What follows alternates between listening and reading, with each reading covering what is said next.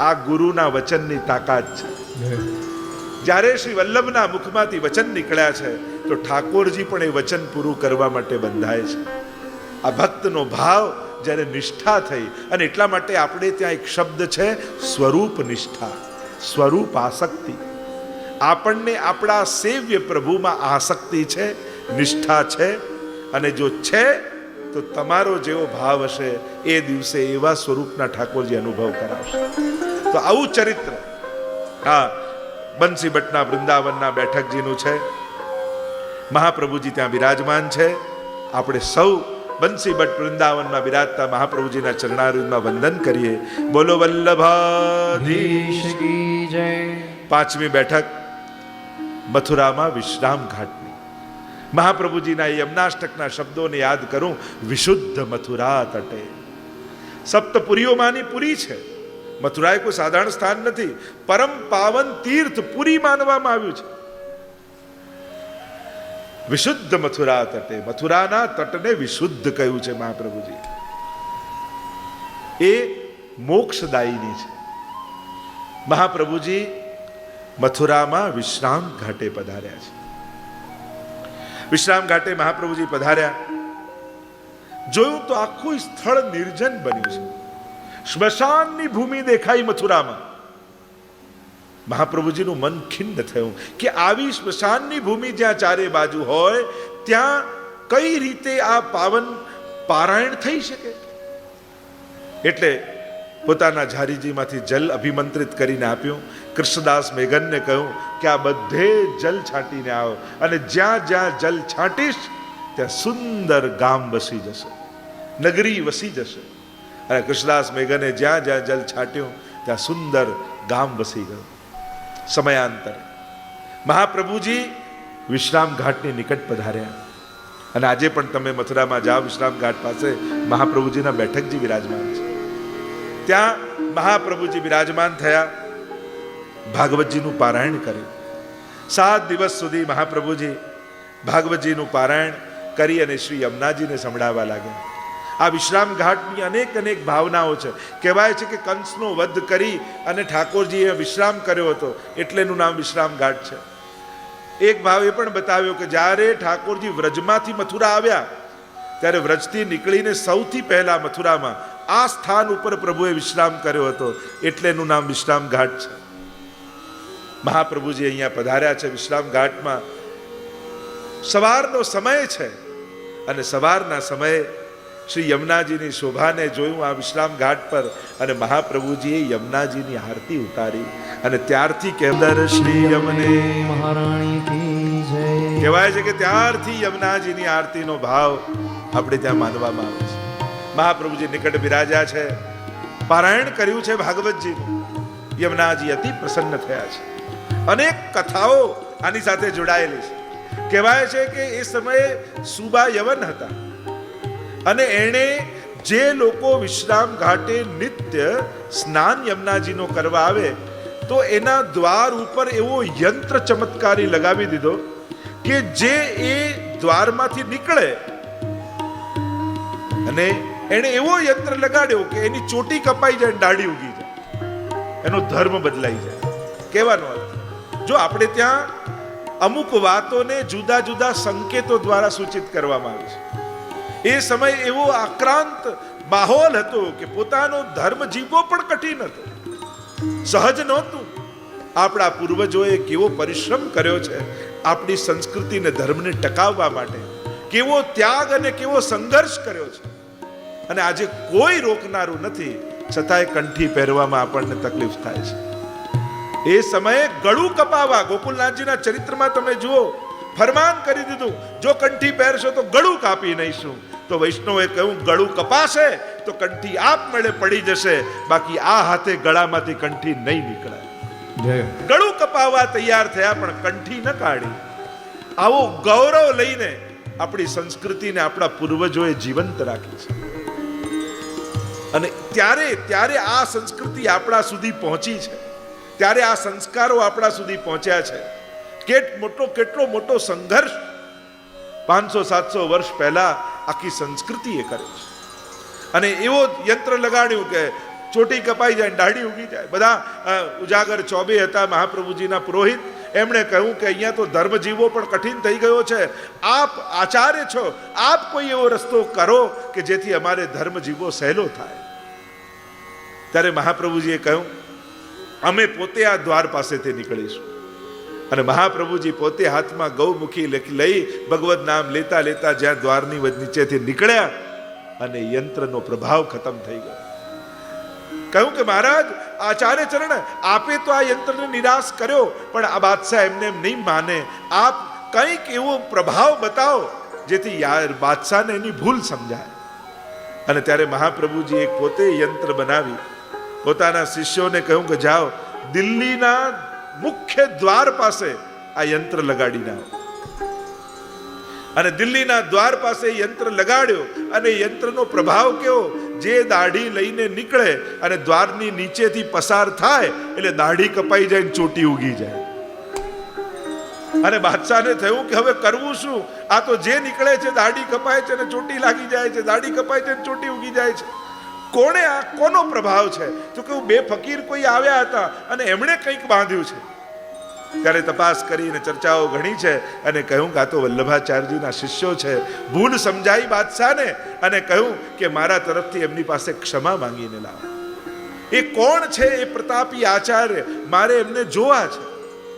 બાદશાહ પોતે તો ન જઈ શકે, પણ એના રાજ્યમાં એ સમયનો સૌથી સુપ્રસિદ્ધ ચિત્રકાર હતો, એનું નામ હતું હોનહાર. અને એને કહ્યું કે તમે એ આચાર્યનું ચિત્ર બનાવીને લાવો, મારે એમના દર્શન કરવા છે. અને એને પોતાનું એટલું બધું અભિમાન ચિત્ર બનાવવાનું કે મારા જેવો ચિત્રકાર આખા રાજ્યમાં કોઈ નથી.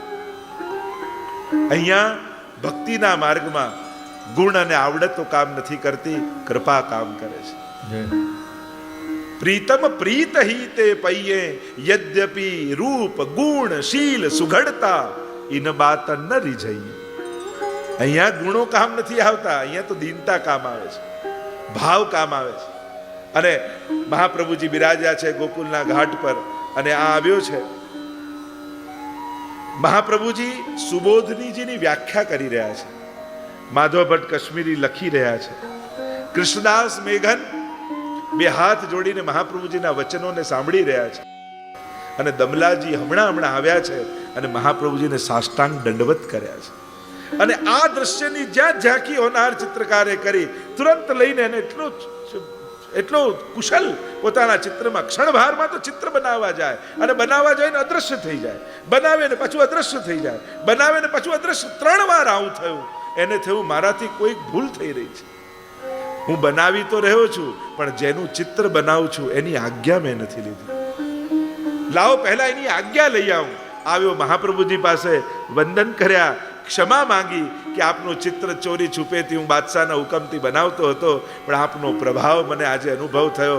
આપ આજ્ઞા આપો તો આપનું ચિત્ર બનાવું. મહાપ્રભુજીએ કહ્યું અમારી આજ્ઞા છે. અને જ્યાં આજ્ઞા આપ્યું અને જેવું દ્રશ્ય હતું એ હોનહાર ચિત્રકારે સૌથી પહેલું મહાપ્રભુજીનું ચિત્ર બનાવ્યું. અને કહેવાય છે કે નાગરીદાસજી કિશનગઢના રાજા હતા. એમના ઘણા પદો નાગરી કે પ્રભુ એવા ઘણા કીર્તનો એમના આવે છે નાગરીદાસના. અને બાદશાહે ખુશ થઈ. એ નાગરીદાસ મહાપ્રભુજીના સેવક હતા એટલે એ ચિત્ર એમને ઉપહાર રૂપે આપ્યું. અને કહેવાય છે કે મહાપ્રભુજીનું સૌથી પહેલું જે હસ્તકલમનું ચિત્ર આજે પણ કિશનગઢમાં બિરાજમાન છે. જે મહાપ્રભુજીનું ચિત્ર દોરવામાં આવ્યું હતું બાદશાહ દ્વારા, તો એની પણ લીલા અહીંયા કરવામાં આવી છે. મહાપ્રભુજી અહીંયા બિરાજ્યા હતા અને ત્યારે ગૌડીય વિચારધારાના રૂપ ગોસ્વામી ત્યાં પધાર્યા. વલ્લભાચાર્ય મહાપ્રભુજી અને ચૈતન્ય મહાપ્રભુ બંનેને ખૂબ આત્મીયતા અને ખૂબ સ્નેહ હતો. જ્યારે પણ વ્રજની પરિક્રમા કરતા કરતા બંનેનો મેળાપ થાય ત્યારે બંને ખૂબ સહર્ષ સત્સંગ કરતા, ભગવત ચર્ચા કરતા. ચૈતન્ય મહાપ્રભુના શિષ્ય રૂપ ગોસ્વામી અહીંયા મહાપ્રભુજી પારાયણ કરી રહ્યા છે, વૈષ્ણવ બિરાજમાન છે અને એ સમયે ત્યાં આવ્યા છે. મહાપ્રભુજી સુંદર વચનામૃત ભાગવતજીના કરી રહ્યા છે અને બધા સેવકો શ્રવણ કરી રહ્યા છે.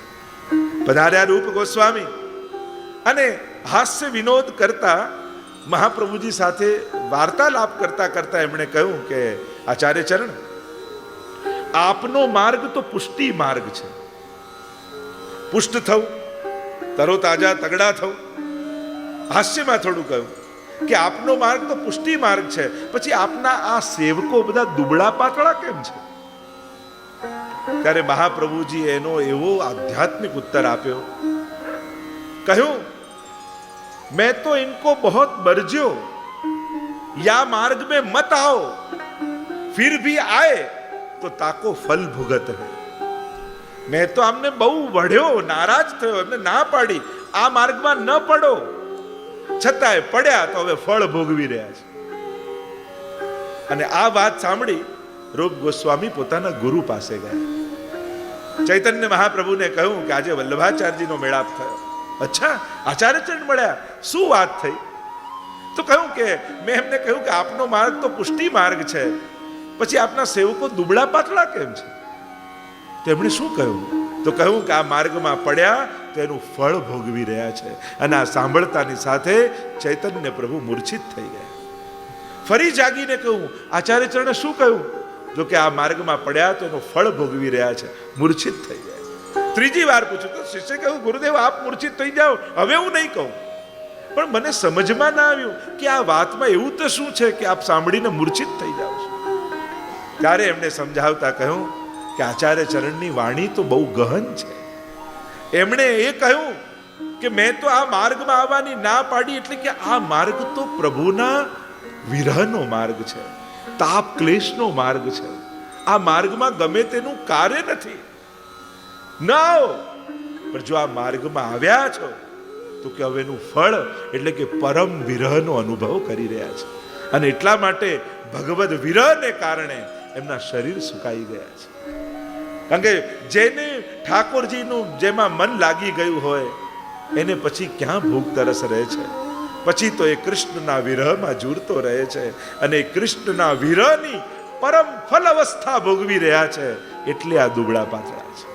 અને ત્યારે એમને ભૂલ સમજાય કે મેં તો હસવામાં કહ્યું, પણ આચાર્યોની વાણીમાં કેટલી ગહનતા હોય છે. પુષ્ટિ ભક્તિના પરમ ફલનો આ જીવો અનુભવ કરી રહ્યા છે. આવો સુંદર પ્રસંગ આપણે ત્યાં વર્ણિત કરવામાં આવે છે. એવી મહાપ્રભુજીની આ બેઠકજી જે મથુરાજીમાં વિશ્રામ ઘાટ પર બિરાજે છે, એ 5મી બેઠકજીમાં આપણે બધા જ મહાપ્રભુજીને દંડવત કરીએ. બોલો વલ્લભાધીશ કી જય. 6ઠ્ઠી બેઠક એ મધુવનની બેઠક છે. 12 વનમાં આ પહેલું વન એ મધુવન છે. વ્રજયાત્રા જ્યારે શરૂ થાય ને ત્યારે પહેલો પડાવ મધુવનમાં આવે.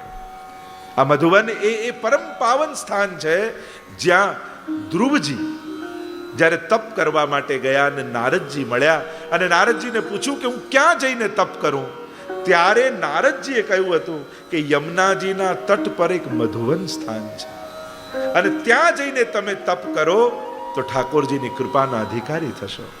એટલે ધ્રુવજીએ આ સ્થાન પર તપ કર્યું હતું અને પ્રભુ પ્રસન્ન થઈ અને ધ્રુવજીને ધ્રુવલોકની પ્રાપ્તિ થઈ હતી. એવી આ પરમ પવિત્ર ભૂમિ છે. જે ભૂમિ ઉપર કોઈએ તપ કર્યું હોય, કોઈએ સેવા કરી હોય, કોઈએ અખંડ જપ કર્યા હોય, એ ભૂમિ સાધારણ નથી રહેતી, એ ભગવત ભૂમિ થઈ જાય છે. ત્યાં બેસીને તમે એક માળા પણ ફેરવો ને તો તમને એ ફળ મળે જે અનંત ગણું હોય. ત્યાં એક માળા પણ 1.25 લાખના જપ બરાબર હોય છે. આવા તપોભૂમિ, આવી પુણ્ય ભૂમિ પર કરેલું પુણ્ય એ સાધારણ નથી હોતું, એનું અનંત ગણું ફળ માનવામાં આવે છે. તો એની મહત્તા માનવામાં આવે છે. એવું આ સ્થાન મધુ નામના દૈત્યનો ભગવાને અહીંયા ઉદ્ધાર કર્યો હતો એટલે આ મધુવન કહેવાય છે. એવું આ પવિત્ર સ્થાન છે. અહીંયા મધુવનિયા ઠાકોરજી બિરાજમાન છે. મહાપ્રભુજી અહીંયા આવીને બિરાજમાન થયા. કદંબના વૃક્ષ નીચે મહાપ્રભુજી પારાયણ કરવા માટે બિરાજ્યા અને પારાયણ મહાપ્રભુજી કરે તો અહીંયા મધુવનિયા ઠાકોરજીનું મંદિર અને રોજ એમાં બિરાજતા પ્રભુ મહાપ્રભુજીની સન્મુખ આવીને બિરાજે. રોજ એમનો એક ભક્ત દર્શન કરવા જાય. પહેલા દિવસે ગયો તો ઠાકોરજી મંદિરમાંથી ગાયબ, બીજા દિવસે ગયો તો ગાયબ. થયું કે પ્રભુ ગયા ક્યાં? થોડી વાર બેઠો ને પ્રભુને આવતા જોયા. પૂછ્યું કે આપ ક્યાં પધારી ગયા હતા? તો કે અહીંયા વલ્લભાચાર્યજી પધાર્યા છે. એ ભાગવતજીનું પારાયણ કરી રહ્યા છે અને આપના મુખેથી ભાગવતજીનું શ્રવણ કરવા માટે હું ગયો હતો. એમ કરજે, કાલથી તું થોડો મોડો આવજે, જ્યારે પારાયણ પૂરું થઈ જાય પછી હું તને દર્શન આપીશ. આપણે ત્યાં એ માનવામાં આવે છે કે જે તીર્થમાં ભાગવતજીનું પારાયણ થાય ત્યારે એ તીર્થના દેવતા એ ભાગવતજીનું શ્રવણ કરવા આવે છે. એવું આ સુંદર સ્થાન મધુવનમાં, જ્યાં મહાપ્રભુજીએ કૃપા કરી અને ભાગવતજીનું પારાયણ કર્યું, એ સ્થાનમાં બિરાજતા મહાપ્રભુજીને આપણે સૌ વંદન કરીએ. બોલો વલ્લભાધીશ જય. 7મી બેઠક કમોદ વનમાં ભાગવતજીનું પારાયણ મહાપ્રભુજી અહીંયા કર્યું. આ એ સ્થાન છે જ્યાં ઠાકોરજીએ વેણુનાદ કરી ભક્તોને બોલાવ્યા હતા છાક લીલા માટે. કૃષ્ણદાસ મેઘન સાથે મહાપ્રભુજી અહીંયા પધાર્યા છે, ભાગવતજીનું પારાયણ કર્યું છે. પારાયણ પૂર્ણ થતા કૃષ્ણદાસ મેઘને પ્રશ્ન કર્યો, આનું નામ કુમુદવન કેમ છે? ત્યારે મહાપ્રભુજીએ લીલા સમજાવી કે એકવાર શરદની રાત્રિમાં સ્વામીજી સાથે ઠાકોરજી અહીંયા પધાર્યા હતા અને પધાર્યા અને સ્વામીજીએ કહ્યું, મારી ઈચ્છા એ છે કે અહીંયા કુમુદીનું વન બને, અનેક કુમુદીઓ ખીલી હોય એવું સુંદર સરોવર અને કુમુદીનું વન થાય. અને ત્યારે કુમુદા અને કુમુદી આ બે સખીને ઠાકોરજી બોલાવ્યા અને આજ્ઞા કરી કે સ્વામીજીની ઈચ્છા છે એટલે અહીંયા સુંદર કુમુદીનું વન બનાવી દો. જો આપણે ત્યાં કમળ અને કુમુદી બે વસ્તુઓ, લાલ ખીલે ને એને કમળ કહેવાય અને સફેદ રાત્રિના સમયે ખીલે એને કુમુદી કહેવાય. શ્વેત કુમુદીઓનું વન. કમલ કુમુદ નાના અલી સુંદર મધુર કરે ત્યાં ગાન. વલ્લભાખ્યાનમાં પણ યાદ કર્યા છે. તો શ્વેત જે કમળો ખીલ્યા હોય એને કુમુદી કહેવાય, જે રાત્રિના સમયે ચંદ્રમાને જોઈને ખીલે. અને કમળ હોય એ સવારના સમયે સૂર્યને જોઈને ખીલે. પણ અહીંયા તો સૂર્ય રૂપ ઠાકોરજીનું મુખારવિંદ અને ચંદ્ર રૂપ સ્વામીજીનું મુખારવિંદ, એટલે કમળ અને કુમુદ બંને એક સાથે ખીલી જાય. આજ્ઞા કરી કુમુદા કુમુદીને કે તમે સુંદર વન બનાવો, અને જેવી આજ્ઞા થઈ એવી આજ્ઞાથી સુંદર કુમુદીનું વન બનાવ્યું છે, એટલે એનું નામ કુમુદ વન પડ્યું છે. સુંદર લીલાઓનું વર્ણન કર્યું છે. વિનંતી કરી વૈષ્ણવે કે જયરાજ, અહીંયા જે ઠાકોરજીની લીલા થાય છે એ લીલાના અમને દર્શન કરાવો. અને મહાપ્રભુજીએ આજ્ઞા કરી, હું તમને આજ્ઞા કરું છું, નેત્રો બંધ કરો અને હવે સામે ખોલીને જુઓ. અને જ્યાં જોયું ત્યાં સરોવરમાં ઠાકોરજીની જલ વિહારના દર્શન મહાપ્રભુજીએ કૃપા કરી પોતાના નિજ ભક્તોને કરાવ્યા. મહાપ્રભુજીની કૃપા થાય તો નૈનન પ્રગટ લીલા દિખાવે, સાક્ષાત બધી લીલાઓ પ્રગટ થઈ જાય. તો પ્રભુએ જે જલ વિહારની લીલા કરી હતી એના સાક્ષાત દર્શન થયા અને વૈષ્ણવ ધન્ય બની ગયા. કેવા ભાગ્યશાળી છીએ અમે શ્રી વલ્લભની કૃપાથી. કારણ કે જ્ઞાન દો ગુરુ. મહાપ્રભુજી કેવા છે? કૃષ્ણનું જ્ઞાન આપનારા છે. કૃષ્ણ હાર્દવિદ છે, બધાના હૃદયની જાણનારા ઠાકોરજી, પણ ઠાકોરજીના હૃદયની જાણનારા મહાપ્રભુજી છે. એટલે સર્વોત્તમ સ્તોત્રમાં ગુસાઈજીએ નામ કહ્યું, શ્રી કૃષ્ણ હાર્દવિદે નમઃ. પ્રભુના હૃદયની જાણનાર. આજે ઠાકોરજીને શું આરોગવું છે, આજે પ્રભુને શું ધરવું છે, આજે પ્રભુને શું પહેરવું છે, આજે પ્રભુને કયો મનોરથ આનંદ લેવો છે, આ પ્રભુના મનની જાણનારા મહાપ્રભુજી છે. અને એ જાણીને મહાપ્રભુજીએ સેવાનો ક્રમ બનાવ્યો છે. આપણે ત્યાં આ જે સેવા ક્રમ છે ને એ મહાપ્રભુજી સેવા રીત પ્રીત વ્રજજન કી જનહિત જગ પ્રગટાઈ પ્રગટ ભય માર્ગ રીત દિખાય. તો આ સેવાની રીત અને પ્રીત જે પ્રભુને ગમે છે એવી મહાપ્રભુજીએ પ્રગટાવી છે. વલ્લભને રૂચે છે એમ નહીં, પ્રભુને જે ગમે છે એ રીત પ્રગટાવી છે. અને એટલા માટે કદાચ ભાવ ન હોય છતાંય રીતથી સેવા કરો ને તો ઠાકોરજી આનંદથી સ્વીકાર કરે.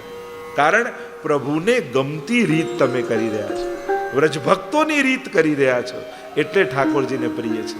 તો આમ કુમુદવનમાં બિરાજમાન બેઠકજીને મહાપ્રભુજીને વંદન કરીએ. બોલો વલ્લભાધીશ કી જય.